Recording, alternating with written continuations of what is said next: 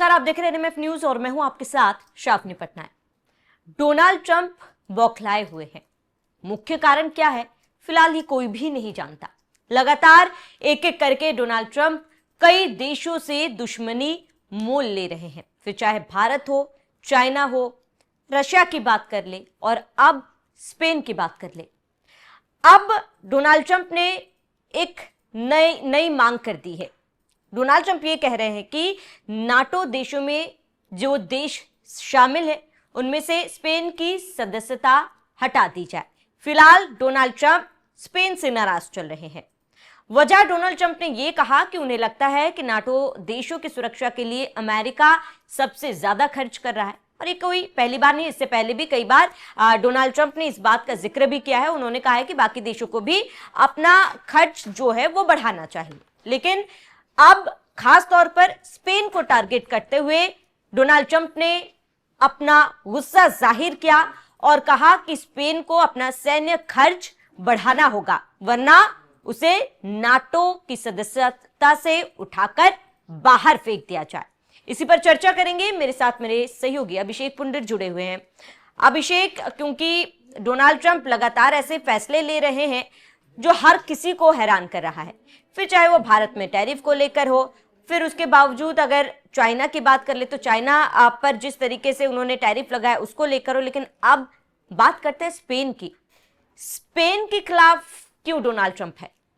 देखिए, स्पेन अच्छा खासा पैसा नाटो में देता है। देखिए, नाटो 32 देशों की एक संस्था है जिसे 1945 के बाद बनाया गया था, तीसरा विश्व युद्ध ना हो, यूएन को भी इसलिए बनाया गया था, आपस में मिलजुल कर रहे हैं इसलिए संस्था को बनाया गया था। 32 देश हैं। अमेरिका सबसे बड़ा स्टेक होल्डर इसमें है। अपना इस जितना भी खर्च नाटो में आता है उसका लगभग 15 से 17% अकेले अमेरिका वहन करता है। अभी तक ये था, नाटो के देशों में ऐसी सहमति थी 2024 तक कि सभी अपनी जीडी का 2% यहां खर्च करेंगे, लेकिन बहुत सारे देश ऐसे थे तो जो 2% खर्च करने में सक्षम नहीं थे या खर्च नहीं किया। स्पेन भी उनमें से एक ऐसा ही देश था। अब तक अमेरिका अपनी जीडीपी का 3.38% इसमें खर्च कर रहा था। उसके बाद पोलैंड का नंबर आता है और देखिए उसके बाद स्पेन का नंबर आता है, मतलब 30 नंबर पर। फिर भी स्पेन जो पैसा खर्च कर रहा है वो ट्रंप को जायज नहीं लग रहा है। इसीलिए देखिए, ट्रंप ये फिलहाल जो मतलब जिस तरीके से 20 जनवरी के बाद उनका रवैया देखने को मिला है, पहली बात तो ये मुझे ऐसा लगता है कि अमेरिका के राष्ट्रपति तो चुने गए हैं ट्रंप, लेकिन ट्रंप को लगता है कि यूएन में जो 193 देश हैं वो सबके राष्ट्रपति चुन लिए गए हैं।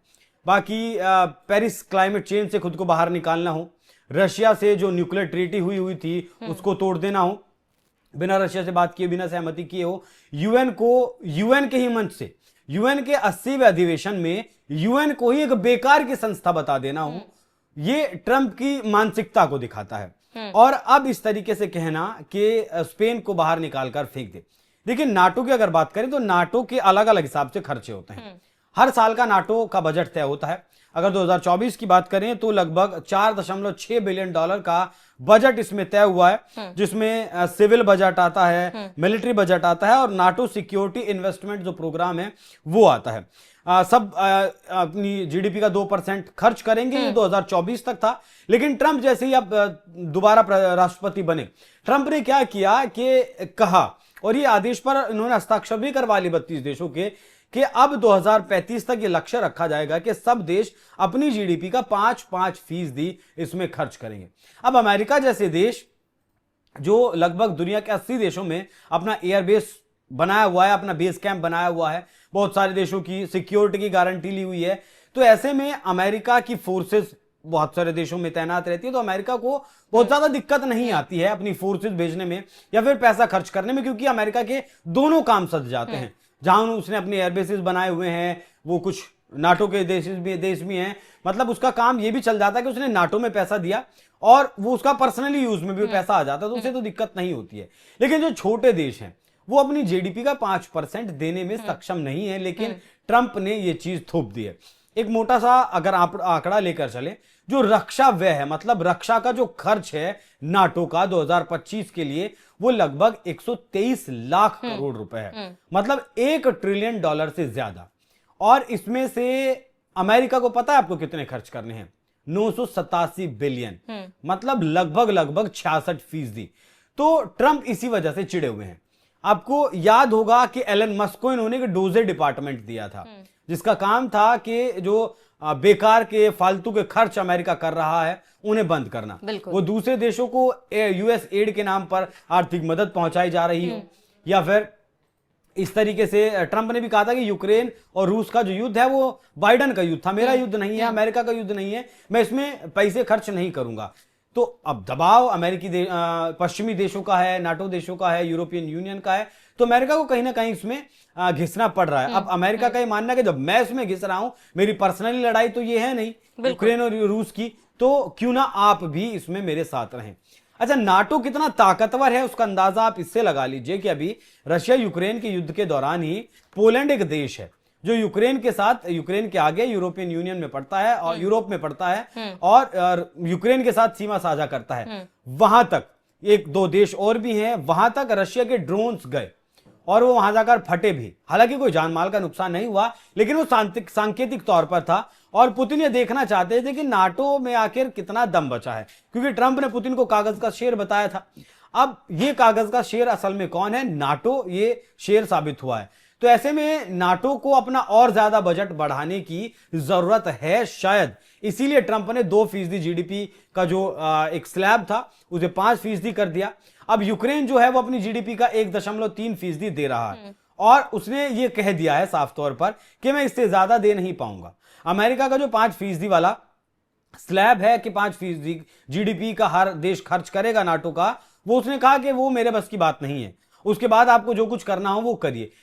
स्पेन की तरफ से जब ये बयान आया कि मैं नहीं कर पाऊंगा, तब जाकर ट्रंप इतने चिढ़े हैं और ट्रंप की तरफ से बयान दिया गया है कि क्यों ना स्पेन को उठाकर बाहर फेंक दिया जाए। जी शावनी। बिल्कुल, और इसके साथ ही ठीक है, क्योंकि डोनाल्ड ट्रंप के बारे में हर कोई जानता है कि ये आदमी कभी भी कुछ भी कह सकता है, कभी भी कुछ भी कर सकता है, बिना सोचे समझे कुछ भी बयान डोनाल्ड ट्रंप देते हैं। लेकिन अगर स्पेन की रुख की बात की जाए तो अब कहीं ना कहीं अभिषेक, स्पेन ने ये कहा है कि ऐसे ही सैन्य बजट नहीं बढ़ा दिया जाता, कोई भी देश ऐसे ही अपना बजट नहीं बढ़ा सकता, आपने कह दिया और हम बढ़ा दिए, नहीं हो सकता। ऐसे में जिस तरीके का बयान फिलहाल डोनाल्ड ट्रंप ने दिया है स्पेन के खिलाफ, आपको लगता है कि स्पेन कोई और रुख या फिर कोई और कदम उठा सकता है या जवाब दे सकता है डोनाल्ड ट्रंप को? देखिए, जो जवाब देना था ट्रंप को वो दे दिया। ट्रंप जानबूझकर ऐसी हरकतें करते हैं कि जिससे कि उनकी जो उपयोगिता है या फिर कहीं कि उनकी जो स्वीकार्यता है देशों में। देखिए, चीन नहीं मानता ट्रंप की बात, रशिया नहीं मानता, भारत ने नहीं मानी, और जो 7 देशों का उन्होंने 7 युद्ध रुकवाने की बात कही है उन देशों ने भी नहीं मानी। थाईलैंड, कंबोडिया की उन्होंने बात की, वहां भी अभी भी विवाद जारी है। गाजा में उन्होंने 20 सूत्रीय प्लान दिया कि यहाँ हम सीज फायर करवाएंगे और शांति बहाली करवाएंगे, हमास की तरफ से उसमें से सिर्फ 7 ही पॉइंट माने गए।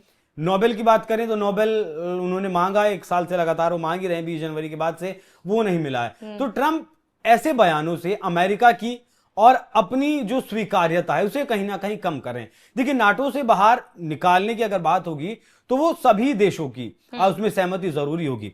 अमेरिका अपनी जीडीपी का 3.38% खर्च करता है, इसमें उसकी जीडीपी बड़ी है तो उसे पैसा भी ज्यादा देना पड़ता है। पोलैंड जो है वो लगभग 4.5% अपनी जीडीपी का खर्च करता है और उसके बाद स्पेन का नंबर आता है जो 1.3% अपनी जीडीपी का यहां खर्च करता है। तो सबसे ज्यादा पैसा खर्च करने के मामले में स्पेन तीसरे नंबर पर है। हालांकि सिर्फ स्पेन ऐसा देश नहीं है जो इस आंकड़े तक नहीं पहुंच पाया है, जो अपनी जीडीपी का 2% खर्च नहीं कर पाया है। ऐसे 8 देश हैं, तो क्या उन 8 देशों को ट्रंप नाटो से बाहर निकाल कर फेंक देंगे? नहीं, ऐसा संभव नहीं है। सिर्फ दबाव बनाने की, प्रेशर पॉलिटिक्स या फिर संकेत देने के लिए ये बातें ठीक हैं, बाकी इस तरीके के बयान कहीं ना कहीं आपको ही कमजोर करते हैं। आपने जो संगठन बनाए हुए हैं दुनिया में अपना दबदबा कायम करने के लिए, उन्हें कमजोर करते हैं, आपकी बातों को कमजोर करते हैं। हालांकि ऐसा मुमकिन नहीं है कि स्पेन को बाहर कर दिया जाए। बिल्कुल कार्तिक, अब ये देखना महत्वपूर्ण होगा कि डोनाल्ड ट्रंप ने आप मांग तो कर ली है, लेकिन इस पर बाकी नाटो देश क्या विचार करते हैं। डोनाल्ड ट्रंप जो ये सोच रहे हैं कि आप अमेरिका सबसे ज्यादा सैन्य खर्च करता है नाटो देशों पर, उनकी सुरक्षा पर, बाकी देशों का इस पर क्या रुख होगा? क्योंकि जिस तरीके से डोनाल्ड ट्रंप ने बाकी देशों के तरफ जो रुख अपनाया है वो कितना आप जो है बाकी देश उसको क्या एक्सेप्ट करते हैं या फिर डोनाल्ड ट्रंप को कोई जवाब देते हैं, ये देखना भी महत्वपूर्ण होगा। अभिषेक, जुड़ने के लिए बहुत बहुत शुक्रिया। आप सभी का क्या कहना है हमें कमेंट कर जरूर बताएं, साथ ही बने रहने में न्यूज़ के साथ।